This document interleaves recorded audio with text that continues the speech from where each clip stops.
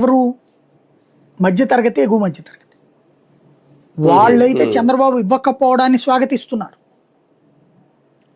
సమర్థిస్తున్నారు వాళ్ళు. అయితే ఇది బాగానే ఉంటుంది తాత్కాలికంగా, వాళ్ళు ఇదేంటంటే సైకలాజికల్ సాటిస్ఫాక్షన్. వాళ్ళ మీద ఈర్ష్య ఉంది, మేమేమో ఇంత రాత్రి పగలు కష్టపడుతుంటే డబ్బులు వస్తాయి, వాళ్ళకేమో అప్పనంగా ఇచ్చాడు జగన్మోహన్ రెడ్డి అని. ఆ కారణంగా ఇప్పుడు వీళ్ళందరూ మానసికంగా సంతృప్తిగా ఉన్నారు.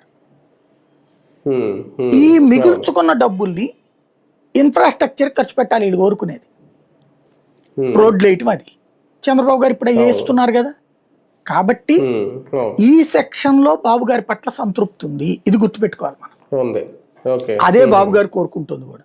ఈ పేదలు ఈ సెక్షన్ ఎవరైతే బెనిఫిషరీస్ ఉంటారో వాళ్ళు చివరిలో ఎలక్షన్స్ అప్పుడు సెట్ చేస్తే సరిపోతుంది.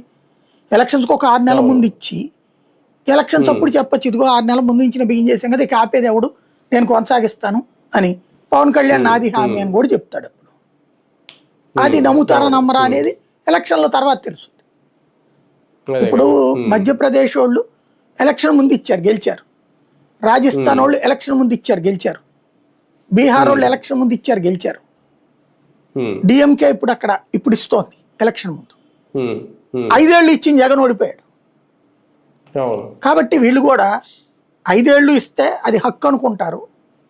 ఎలక్షన్